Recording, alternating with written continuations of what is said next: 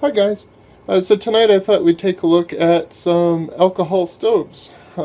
These are homemade stoves, very ultralight, easy to make yourself, and pretty cool for lightweight canoeing or backpacking kind of excursions.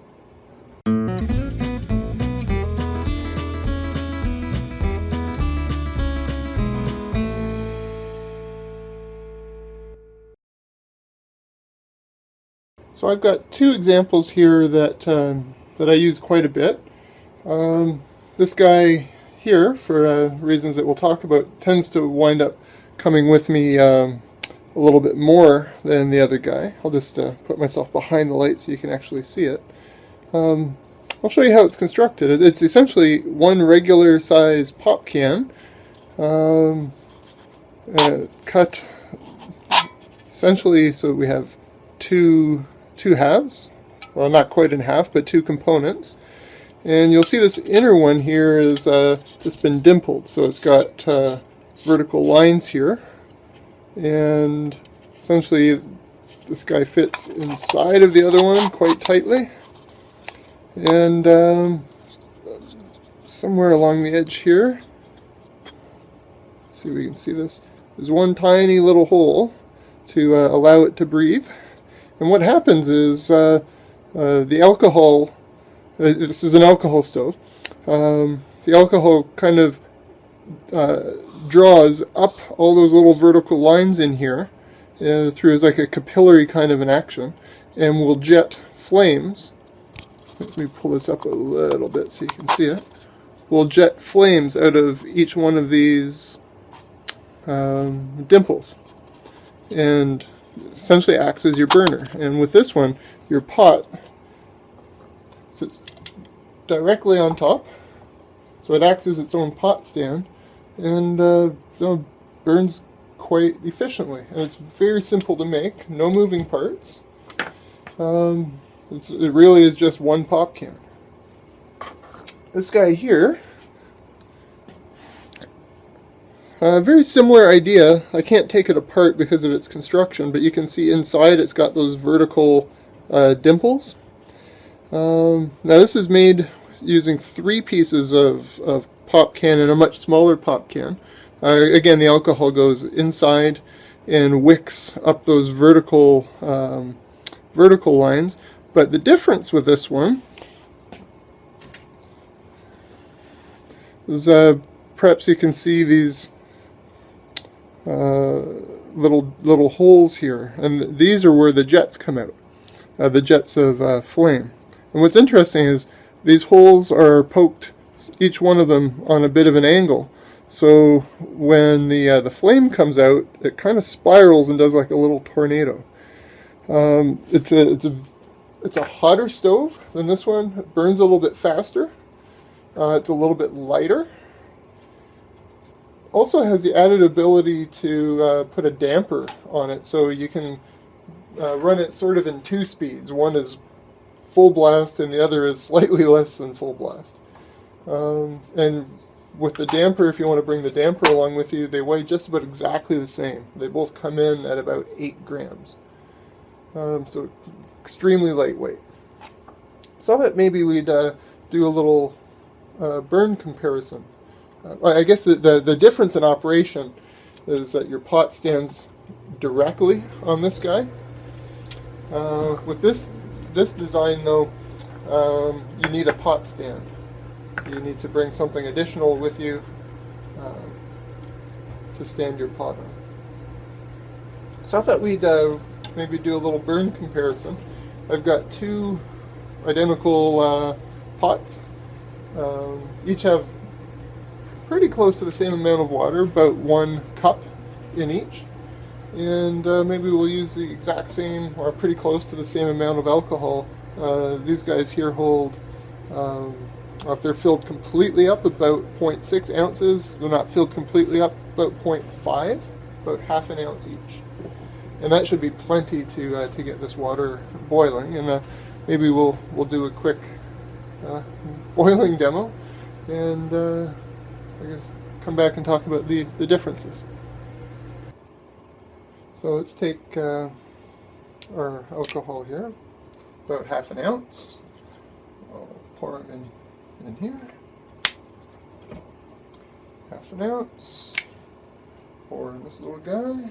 Now normally when I'm doing this out in the field, I'll often will put a piece of aluminum foil underneath, and we'll usually put a windscreen, but since we're just in the basement, there's really no need for a windscreen or anything like that.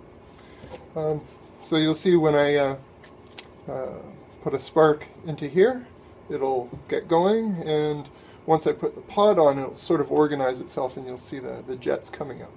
This guy here doesn't require a pot to be on it, so you'll see in probably 4 or 5 seconds, or once I've thrown a spark onto it, it'll sort of organize itself into a nice little flame. And with alcohol, the flame is pretty near invisible, so you just have to be careful with that. Don't put your hand over it unless you're certain that there's no flame going, because it can be quite hard to see. As we get it going, maybe I'll turn out the light here, and so you can actually see the flame pattern. Maybe I'll actually do that, particularly with this guy, before I put the pod on. But anyways, let's get this guy going here. I'm going to take a look at a clock on the wall so we have a rough idea of burn time, and we'll go from there. So, okay, so we've got a flame going. Let me hit the light so you can see that. And he'll just burn along quite happily. I'm going to move the handle over here. Let's hit the lights again. So we'll get this guy going in the same way. About 15-second delay, I guess. There we go. Now with this guy, actually, it's kind of cool. You'll see him sort of build on the inside. And as he heats up, we'll see the flames organize into jets and a little spiral tornado kind of action appear. It's pretty cool. It's a pretty neat design.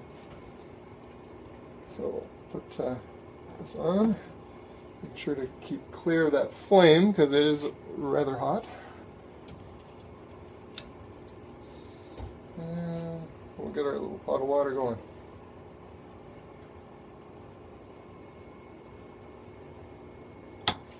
And hit the lights again. So this should not take too long to get burning.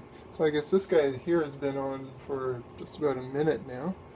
And this guy here is lagging behind a little bit, but he'll get there. He tends to boil a little bit faster. This one tends to burn a little bit longer. If you're going for more of a simmer, maybe this is the guy to go with.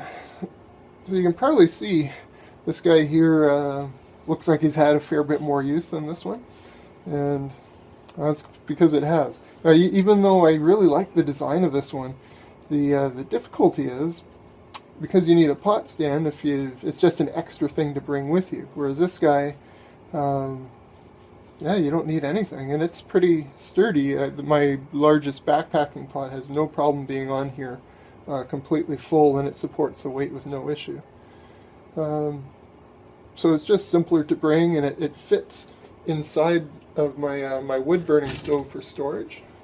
So I essentially have two stoves in one relatively small package, and so this guy, even though I don't think it's quite as elegant of a design as this one, it's very simple and lightweight, and there's no additional parts. So this guy usually comes with me. If we're having a few people out and we want more stoves, then I'll bring this guy as well.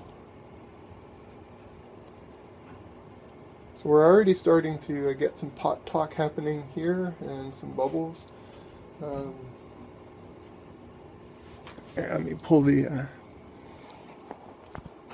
camera out of its stand here. So I've already got a little bit of bubbling action. And this one as well. Let's hit the lights and see what the flame pattern is here. So you can see why this guy here tends to boil a little bit faster. And This guy here, also this guy tends to prefer a slightly wider pot than this, but it'll do for our demo purposes now.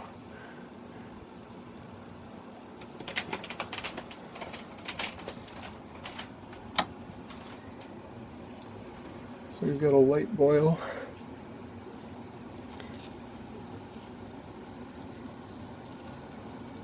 Over here.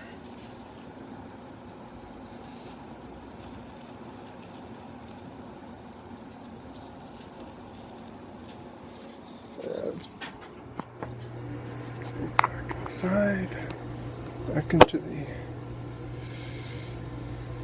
tripod.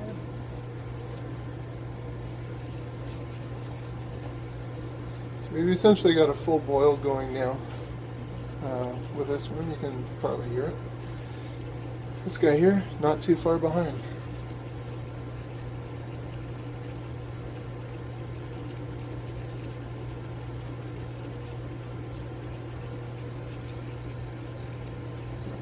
Pull this guy off. We can call him a good rolling boil now. One of the things with these alcohol stoves, and you can see here, it's hard to tell even if the stove is burning or not, and it most definitely still is. It's super hot. One of the things with these alcohol stoves is you can't blow them out. They're a little bit tough to put out. So you can if you have another container, and essentially starve it from oxygen. Let it sit for a few seconds, and it should put the flame out. And now we've got this guy here on a rolling boil as well. So he was, I don't know, 15 or 20 seconds behind, and I think we're at about the 3.5 to 4 minute mark to boil the water.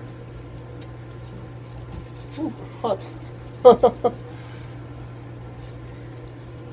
Hot enough to make me let go. That didn't burn me though. Alright. And of course this guy is still going as well. And we can use this to just snuff them out. And this way, if you snuff the things out, then you can reclaim the fuel and put it back in your container. And save it for the next time.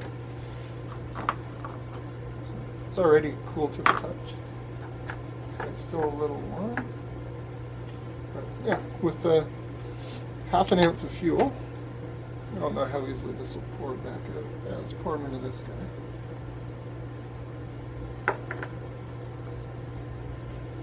Pour him into here.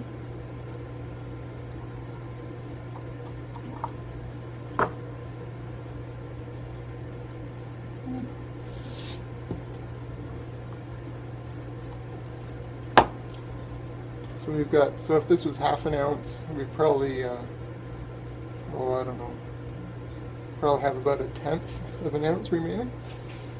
But yeah, not bad. So get yourself some hot water for tea.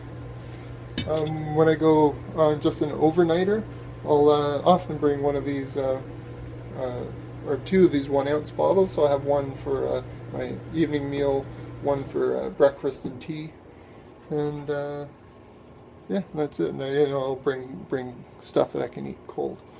So it makes for a pretty small package. This guy plus those, and that covers me for stove. Yeah, compared to this guy, for example. This is my wood stove. So this guy fits inside, and I'll often have one of these little guys that also fits inside here. So these guys live inside here. Put my pot cleaning equipment in there, and then this goes inside my little billy container, my billy pot that I boil up in, and one of these guys then fits inside of that. So I kind of have 2 stoves, some alcohol, my dish cleaning stuff, and my pot and lid, all in one nice little package. So yeah, super light and very convenient, and also very easy to make. Particularly this style here. Very easy to make at home. You can find instructions if you look around on YouTube for making these simple little cans. I really recommend you give it a try. I use this all the time. No moving parts, and really reliable. And as I say, I really like this design as well. It's much more complicated to build, but the flame it produces is quite satisfying once you see the little spiral tornado and stuff like that. So anyway, that's it for alcohol stoves for tonight. Yeah, give it a try, and let me know if you've tried and had some success, or if you have other designs that you like.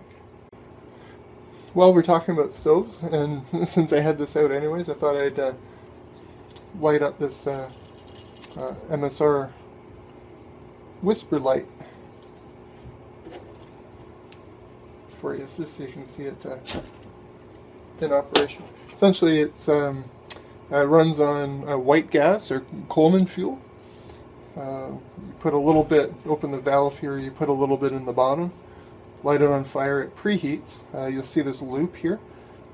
So we have liquid fuel down here, and as the flame burns over this loop, it vaporizes the flame. It vaporizes the fuel, and you'll see it will gradually start to burn down and burn with the blue flame and start jetting out as vapor once all this liquid is burnt off.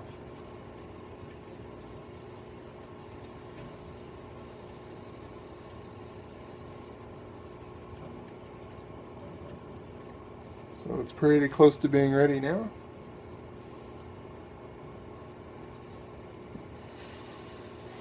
Let's start to give it a little bit of fuel.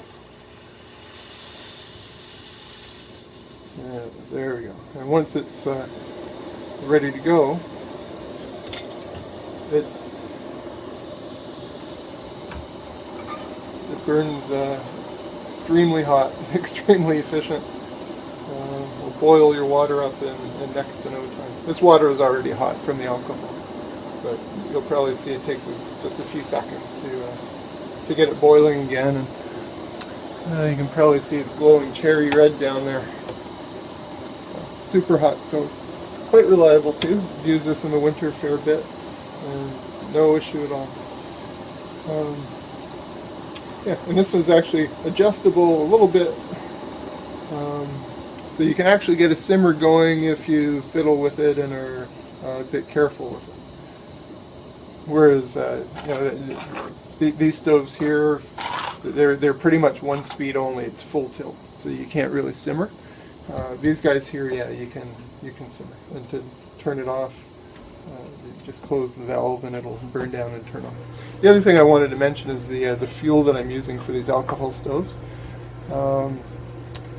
It's a methyl hydrate, and you can just pick it up at pretty much any hardware store carries this stuff.